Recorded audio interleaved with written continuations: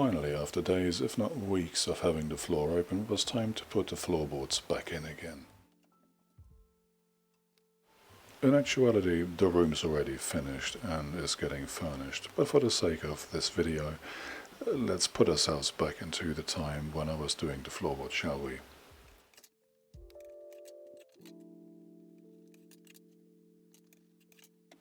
I'm cutting the slabs crosswise. Now these are rockwool 100 by 40 centimeter rockwool slabs, and the reason why I'm cutting them crosswise is if I cut them lengthwise they would leave me with very thin long strips of waste. That wouldn't be good for anything. Cutting them crosswise, however, not only makes them easier to install, it's also easier to make the cardboard templates for the width between the joists if they only need to be about 40 or 50 centimeters long. And the waste material itself is still sizable enough to be used when combined with other waste cut-offs, and is best to put into smaller cavities.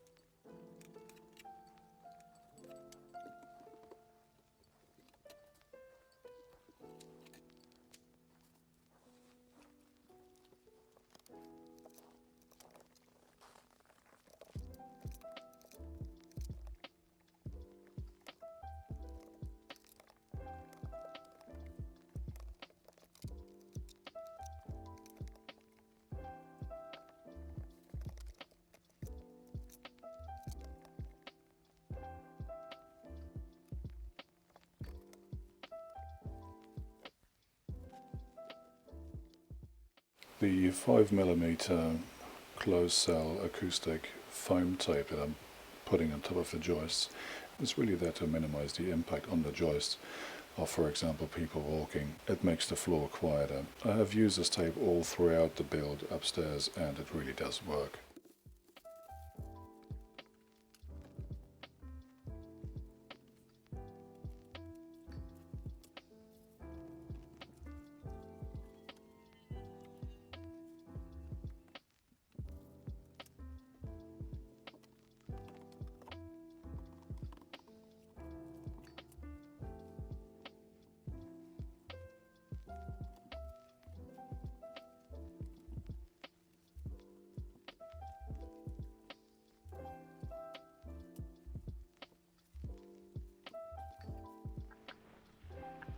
Now, measuring in the floorboards. First thing, this floorboard here would sort of hang in between the joists, and that is not a good place for it to be, and it's not a good place for a joint with the next floorboard, even though this is tongue and groove. So what I'm doing is I'm taking the measurement from this edge here to the middle of this joist, and that's about 25.1 centimeters. I'm going to transfer that to the other side.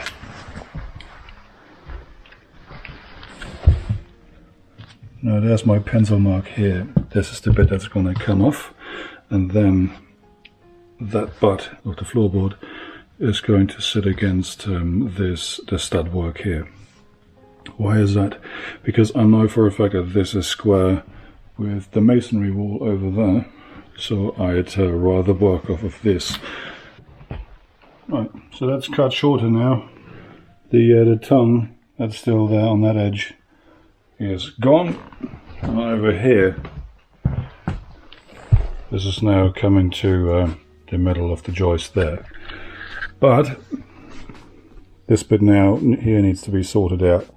I want this corner to slot into this doorstep here, so what I need to do is extend this line here onto my floorboard, and then because the wall is so very wonky, probably have to trace this or scribe it along the floorboard here and use a jigsaw to cut it all out so that it fits better, and so that this gap here is gone. Shouldn't be too difficult.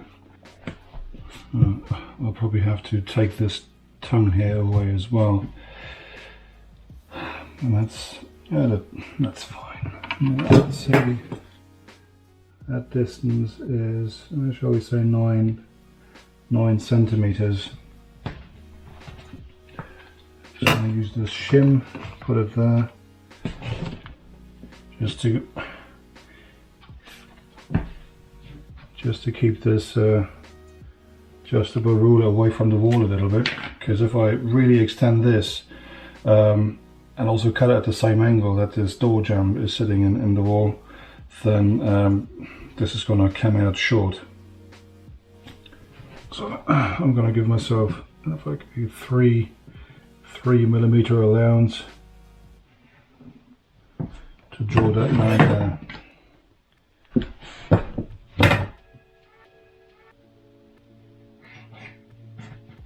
Next thing, I am going to figure out a way, an easy way, to just scribe 9 centimeters.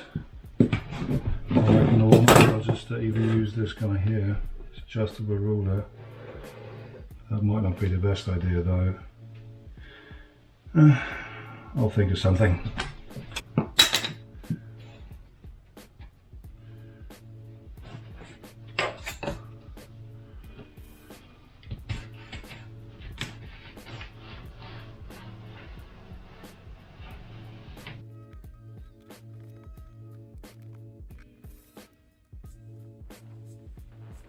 Right, made a cutout and slotted this in. So now I'm going to start putting in the first screws, and then work my way over to the opposite corner. Now for now, I'm only putting in screws here and sort of in the middle, not along the edges, because I don't want to tapen these down. That will just make it a lot harder to then slot the next tongue and groove board into. So the edges are staying flexible for now until I have the new board in, and then those screws go in as well. Now before putting down the first layer of floorboards, I measured out where the bits of the joist were, where the pipe wasn't and I could be safely drilled into. Now I'm just transferring those measurements on top of the floorboard and then putting in the screws. I have a walkway. So there's 2 rows of floorboards down already. I went with the 60 centimeters wide variant, and what I'm making sure of is that I only have T-joints. So I don't want cross joints. Nobody should really, because they are structurally unstable. You can have lippage and it's just not a good idea. This joint here between these two gets stabilized by slotting into the next one, and so on. And in terms of offcut, this is really not too bad either, because the whole width of this room is less than 2 full lengths of this floorboard. So I have only this one joint here, and that's covered by one, and it's covered by one as well. So I can do 2 floorboards per row, and that's pretty good. Here's a finished product around this particular entry. There is a bit of a gap here, which is fine because the second layer will close that, so not much of a concern. And the rest of the room has now also been sheeted out with floorboards, so it's finally time to prepare the landing here, get some of that jiffy foam down, and start slotting in the perpendicular second layer of floorboard. First things first, I'm going to have to get the distance from there to about here, which is 90 centimeters. And the next thing, from that wall there to here, which is about 108, just so that I have a piece of jiffy foam that will cover the stretch here. And then also to get a chipboard cut out that will slot in there. This bit here is going to be a lot trickier.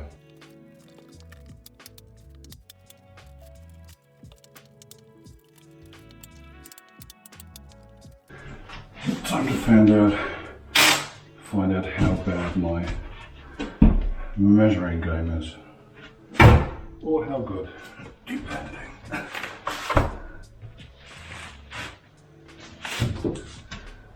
That looks pretty solid.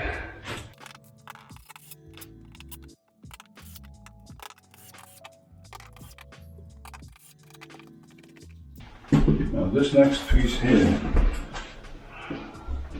is going to be pretty damn tricky, and here's why. So these floorboards are 60 centimeters wide. Now that would bring me to about here. So now I have a pretty complex shape to deal with. I have from hallway wall to wall about 95 centimeters. Here it's 108 for a width of 14, and then from that landing handrail to here is 228, which is almost the entire length of a floorboard, which come at 244. So it's this very awkward sort of like inverted Z shape. If I change the plan somewhat, this piece of the board isn't going all the way down to the handrail, because it doesn't have to. I just routed a new tongue in here that will connect this bit with another one down there, and that just makes the installation quite a bit easier. Now I've finally managed to get that bit done, and also to put another pretty much whole floorboard down here that ends essentially where this door ends, or lines up with the door jamb, and that's so that the bathroom here can have its own floor, similar to the ensuite I've already done. So now I'm just going to continue here, but I won't be doing the same thing where I just put down one whole floorboard which ends there, because I have this major butt here, or butt joint. So what I want to have maximum stability on where the threshold is going to be is to actually have the whole board here and then the other one there. And that means that I'll need to put a cut-off piece that will start about there and then give me about 2.4 meters in length and bring me nicely into that room. Bit of unexpected complexity. Turns out I had to fit this bit in here first because of that zigzaggy shape, and because of this little corner there, that means I couldn't put this piece in first and then angle that one in, because all the angles are blocked. So yeah, I had to go in first, and because this had to go in first, this bit here that wraps around this corner had to go in second, and that means that this one here that's meant to sit there needs to be hammered in with this pulling ledge from all the way over there with this mallet. Now each strike with this mallet probably moves this board by ½ centimeter. One of those jobs that requires near endless amounts of patience, rather than full force hitting the floorboard trying to do it faster and in the process destroying the chipboard. This needed gentle tapping, a lot of gentle tapping.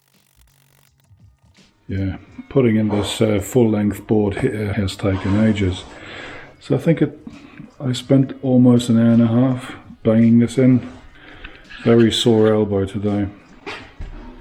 Now, next thing, of course this doesn't reach all the way up to the stud work.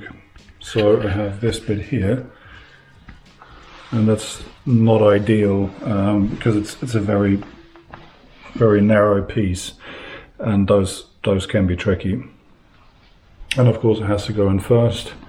Can be tricky because they're not very stable because they're so narrow, but because it's locked in with or via the tongue and groove system to the big board, and it's also screwed down into the board underneath, it's sort of okay. Also, this is going to be right next to the wall where hardly anyone will ever step, and I imagine that there'll be some sort of chest of drawers standing here, so the load's going to be static.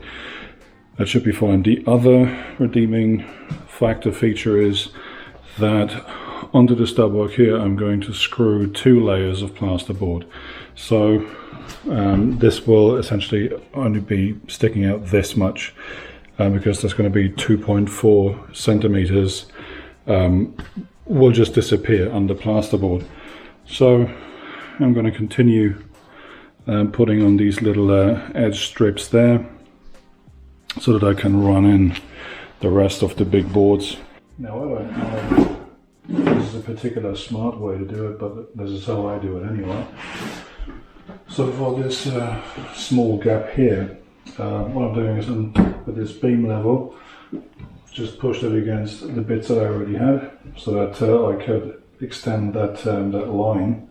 And then I'm using these handy little cut-offs of other boards that have this tongue that's going to slot into the piece there and still has the groove that then the full boards can slot into. So now all I have to do is flip this around, place it on top of my beam level, and then I get my eye centered so that my pencil mark isn't too far off, and draw a line.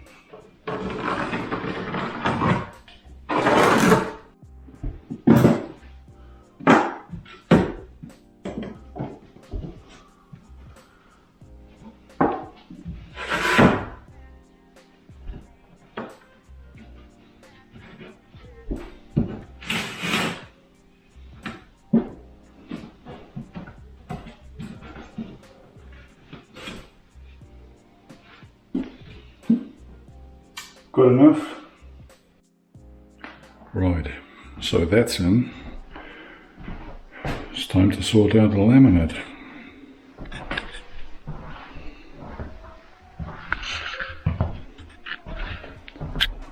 Starting here. Before I get into laminating, there's a few things I need to sort out. And one of them is this doorpost here. Now that's obviously a pretty complex shape to work around because I need to take a whole, what are these called, a laminate board, and then notch it. Like I can't just put a piece and put another piece, it has to be one and it needs to be notched to the width of this. And because I want my laminate to slide under the architraves here, I don't have much wiggle room vertically. And I would have to angle this in, which I can't because this board is still in. And this is all clicked together, so they're all profiled and they lock. It's impossible to slide them back and forth once they're fully installed. So the only solution that I can think of is to remove this board here, get it out somehow. It's been damaged there a little bit anyway, so I'm going to use this for one of the walls and cut this bit away. So I'm going to slide this out and then I'll be able to take a new board, measure it, cut it and slide it in from here without any greater difficulty. The question is, how will I be able to get this out?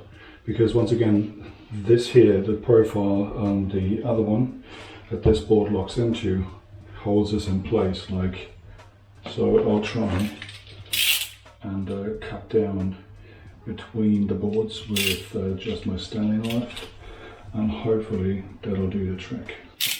So I'll just go here, cut down between these, apply a little bit of pressure.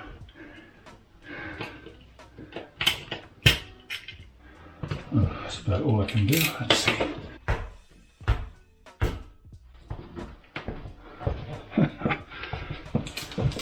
Well, I'd call that a success. This bit here I only had sort of like as a spacer to avoid any movement of the boards.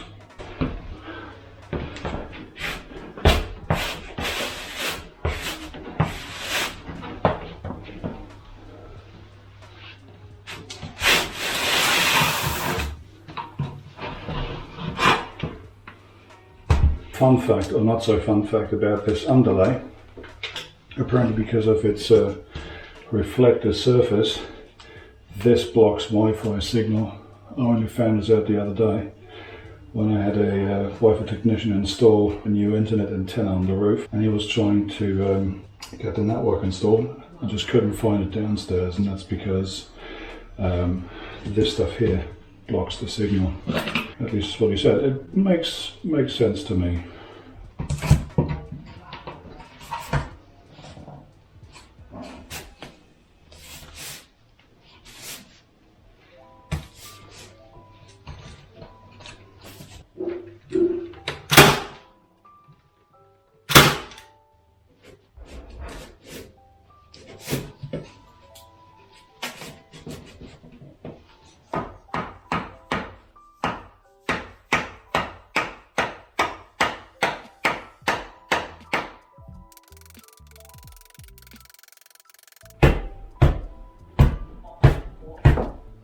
Well, this here is another tricky bit, because there's two door jambs to work around.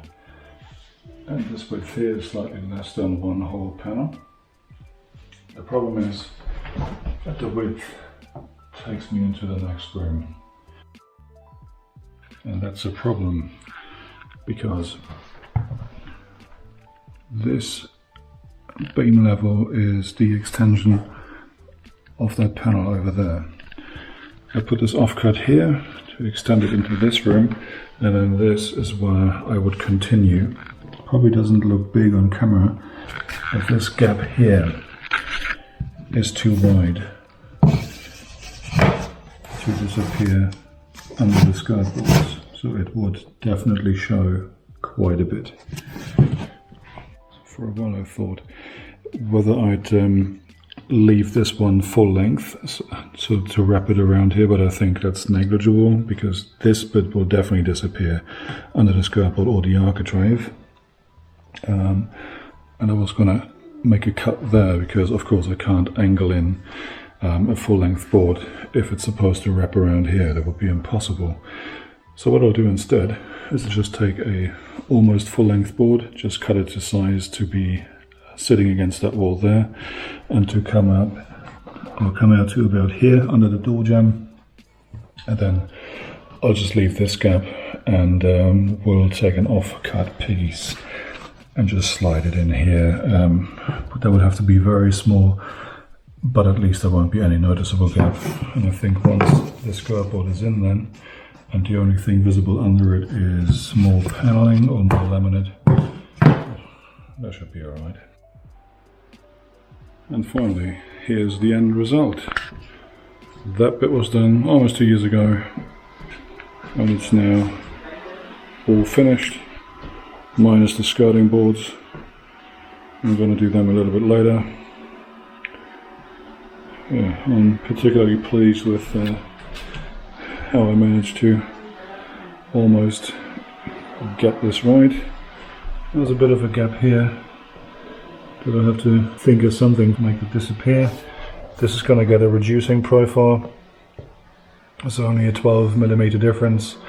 There's reducers up to 15 mils, so that should be more than okay. But yeah. And here's the 3 different levels or phases of flooring: finished, half finished, and yeah, not even started. But I can't put down the laminate yet because I want to get the walls done first, and that's gonna be a really dirty, messy job. So I'm only gonna put down the final flooring once that's done.